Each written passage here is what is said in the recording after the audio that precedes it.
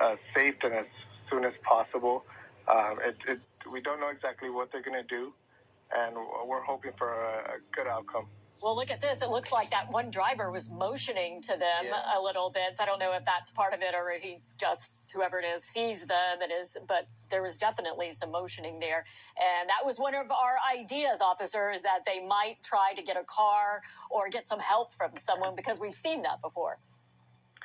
That could be a possibility. It seems like they're panicking at this time and they're just trying to get away. They don't really have a good plan, or they don't have anything could happen at this moment. Our officers are going to stay behind them.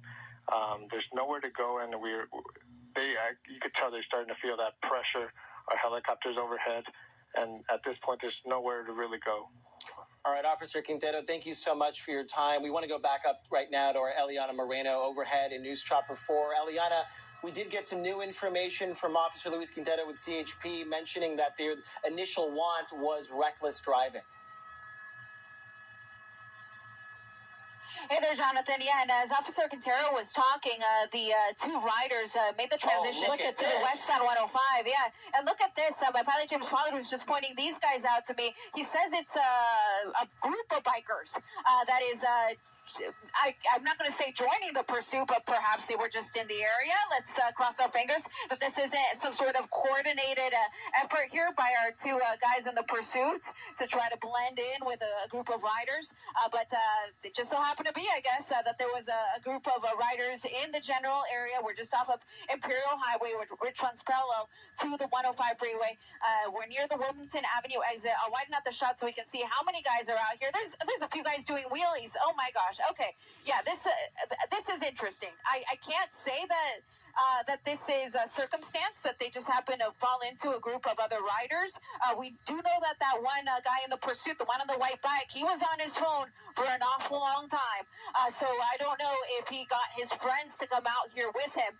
If he did, and if they were dumb enough to come out here and join the pursuit, then they're all going to be detained when this pursuit comes to an end. But to make something that was already dangerous even more dangerous by adding more riders is beyond me. All right, I guess we're just going to have to wait and see if these other riders stick with them and are with them, or if they're just trying to convince them to pull over. But right now, they are sticking with them, and it is a bunch. This is the strangest thing. I tell you what, but it looks like maybe they're not going to stick with them. So maybe they were just trying to convince them. So here we are. And I wondered about this, Eliana. I meant to bring this up earlier. We've seen crazy things like this happen, where they pull over and get gas right in the middle of a chase, and then they're good for another 50 to 80 miles. And no, they're clearly with these people. This is not a coincidence. No, it's not. Yeah, I mean, I can't call 12 people to come save me in a pursuit, and somehow these guys, they get their buddies to come out and to come out in a very coordinated effort on their bikes as well, and they're getting gas. They really are getting gas. How can this be possible? Well, there's no units here. We've just got for anything yet. We've got the helicopters overhead. Oh, and he's going to pay. This one so the friend is going to pay. So the friend is going to pay, and they're going to try to get as much gas as they can before the units pull up. But again, there were no units here. It was just the helicopters. So the helicopters are now coordinating the response here from the ground units to try to get some patrol units to the Chevron gas station to detain these guys. And now they're not only going to be focusing on the two original individuals, they're also going to want to detain all of the guys that came out to help them as well. But you can see the guy on the white bike already fueled up, and now we've got the rider there in the blue, who is on the blue bike rather, who is also fueling up. But I'm going to wind out the shot just a bit. I want to see if we see some units come into the frame, but for now we don't see any. We're right at Imperial Avenue and Success.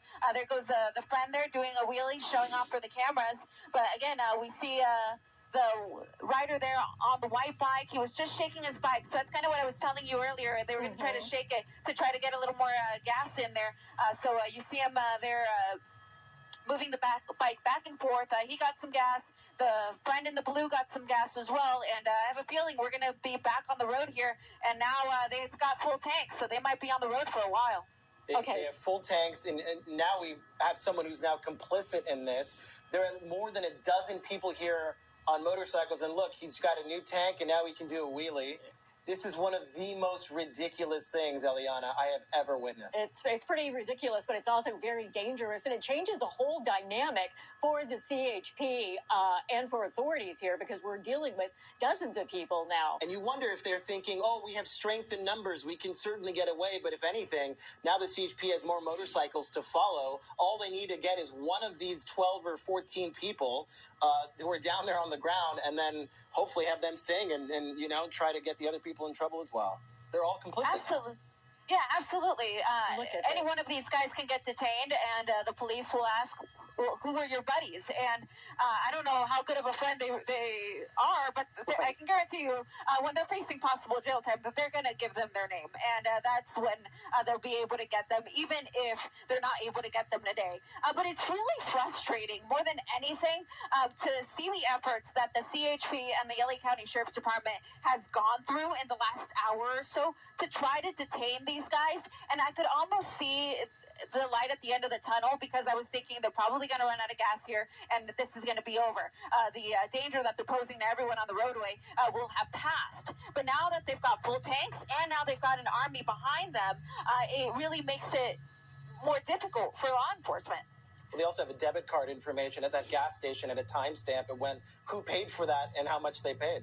But, just throwing that out there. Yeah, I have no doubt that eventually they'll catch these people. I'm just wondering how they're going to do it. But, Eliana, this just ramps it up for the CHP. They're just going to want to stop them more than ever. So while they were simply following two motorcycle riders, now they're going to be more determined to bring this group to a halt here, because it's so dangerous for the other drivers. Yeah, and I just got a note actually from one of my coworkers, and he made an excellent point.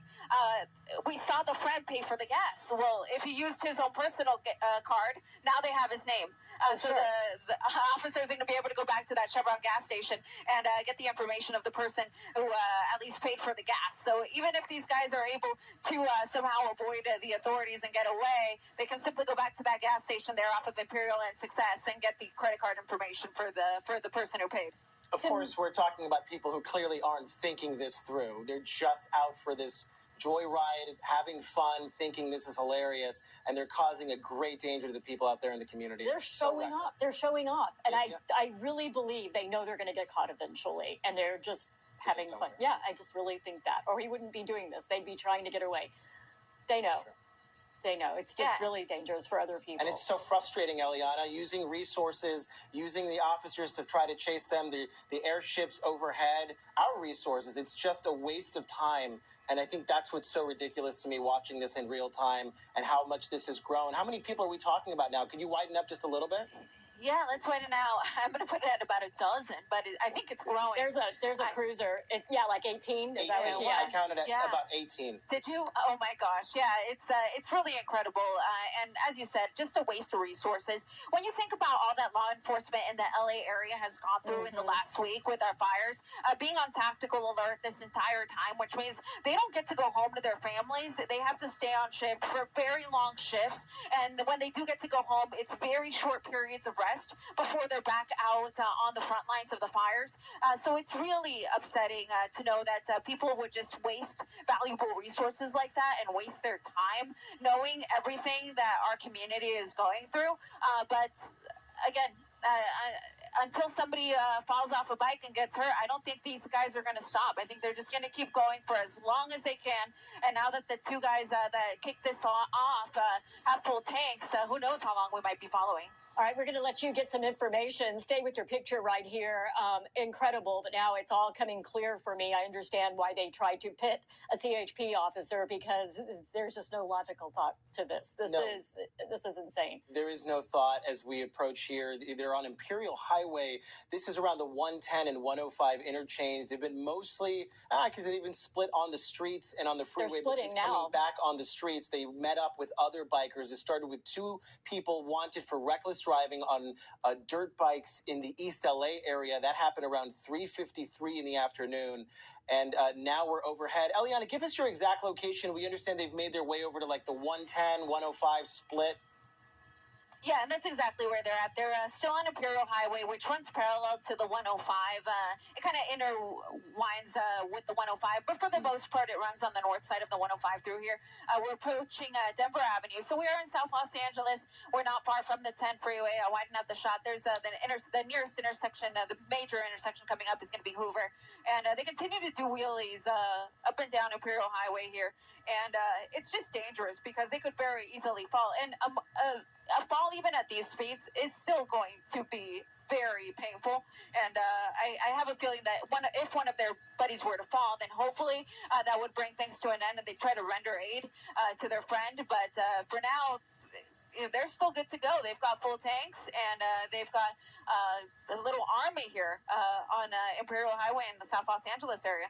Eliana, if they stay on Imperial Highway, they're going to hit LAX eventually. How does that complicate things, given that the chase is really happening from only the air? It will complicate things because then we're going to have those flight restrictions with LAX, and even for the police ships, it can be a problem. Sometimes the LAX controller, even though they want to allow them in, they can't. Sometimes they have too many planes landing or taking off, and it's just simply impossible. So that is a time when it might be possible for them to get out of the sight of the law enforcement airship and get away. We've seen a number of pursuits as of late where people will go to LAX, perhaps knowing that the airship can't follow them, and then they go into a parking structure.